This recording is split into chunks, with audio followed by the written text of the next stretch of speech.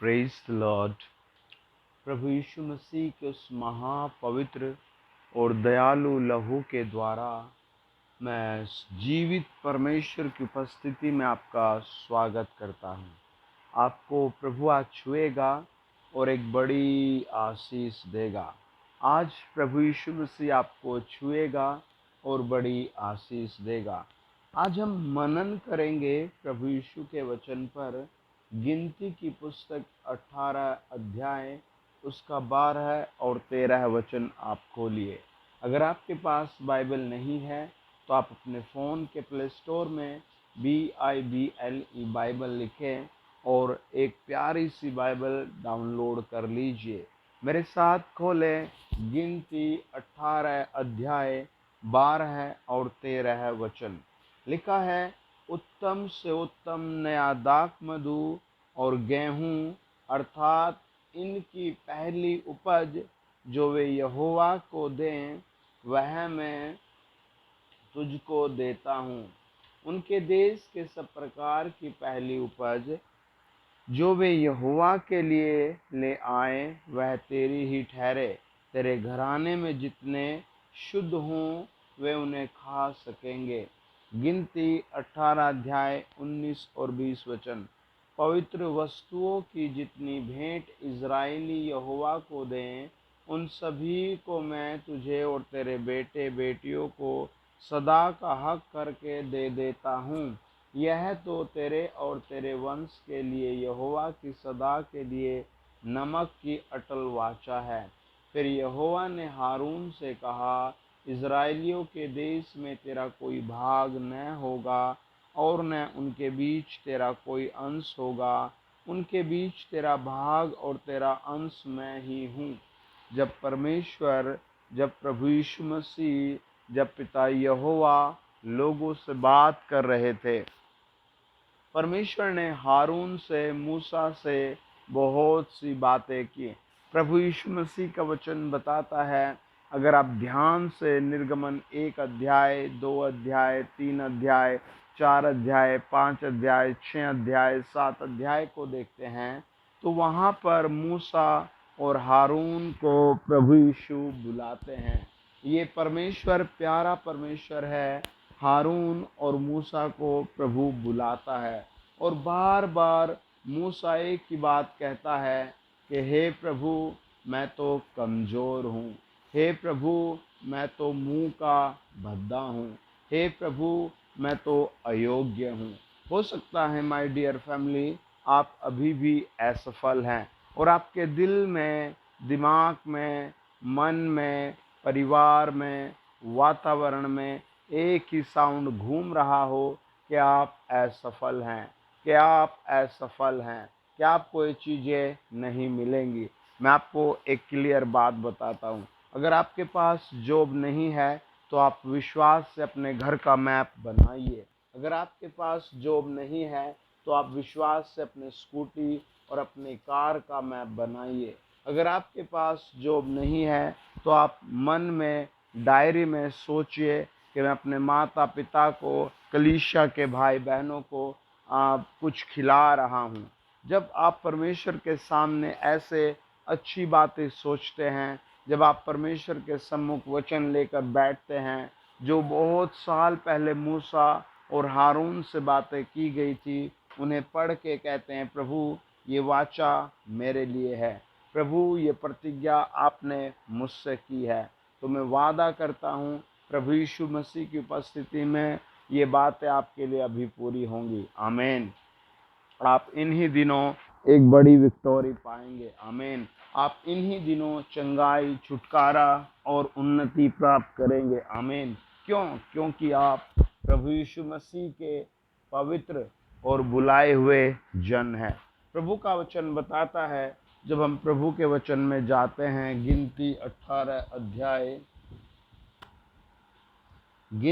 18 अध्याय परमेश्वर ने मूसा से, हारून से बातें की। आज प्रभु आपसे भी बात कर रहा है। आज प्रभु आपसे भी एक वादा कर रहा है। आज पिता यहोवा आपसे वाचा बांध रहा है। अगर आप चैनल पर पहली बार आए हैं या मुझे पहली बार सुन रहे हैं तो वीडियो को आप ज़रूर चैनल को सब्सक्राइब करें, वीडियो को शेयर करें और कमेंट बॉक्स में बार बार आमीन आमीन धन्यवाद यीशु लिखें। आमीन आमीन धन्यवाद यीशु लिखें। आपकी समझ में ना आए ये शब्द, फिर भी आप ऐसा बोलना शुरू करें। परमेश्वर का वचन कहता है, उत्तम से उत्तम नया दाख मधु और गेहूँ अर्थात इनकी पहली उपज जो वे यहोवा को दें वह मैं तुझको देता हूँ। परमेश्वर का जो भाग है वो उत्तम है। परमेश्वर जो है वो पवित्र है। परमेश्वर जो है वो सर्वशक्तिमान है। परमेश्वर जो है वो अद्वितीय परमेश्वर है। उसका भाग आपका भाग होगा। क्या बिलीव करते हैं? आप कमेंट बॉक्स में लिखें, हाँ मैं बिलीव करता हूँ, हाँ मैं विश्वास करता हूँ आपके काम सिद्ध हो रहे हैं।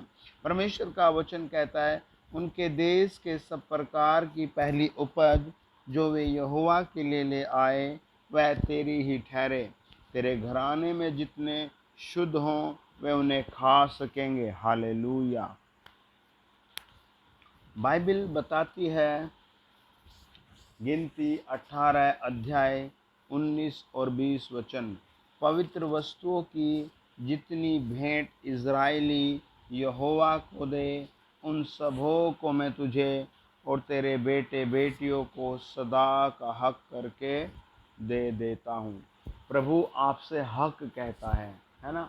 ऐसा नहीं कि आप परमेश्वर से भीख मांग रहे हैं, ऐसा नहीं कि आप पिता यहोवा से ज़बरदस्ती कर रहे हैं। प्रभु आपका हक कहता है कि मैं तुम्हें तुम्हारा हक दे रहा हूँ, है ना। माय डियर फैमिली, आपको डिप्रेशन में नहीं जाना, आपको सताव में नहीं जाना, आपको थकान में नहीं जाना। आप सुबह को जब बाइबल लेकर बैठते हैं, प्रार्थना करते हैं, जब आप दोपहर में कुछ समय प्रार्थना करते हैं, जब आप रात को प्रार्थना करते हैं, तो आप परमेश्वर से अपना हक मांगते हैं। बाइबल बताती है यशायाह 43 अध्याय का 4 पद, 45 अध्याय का 6 वचन कि परमेश्वर ने आपको एक पदवी दी है। आमीन। बाइबल बताती है आपको परमेश्वर ने एक पदवी दी है।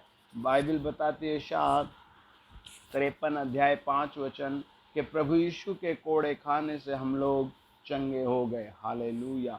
यिर्मयाह 33 अध्याय का 6 वचन कहता है, स्वयं परमेश्वर ने कहा कि मैं इस पूरे नगर का इलाज कर दूंगा। हालेलुया।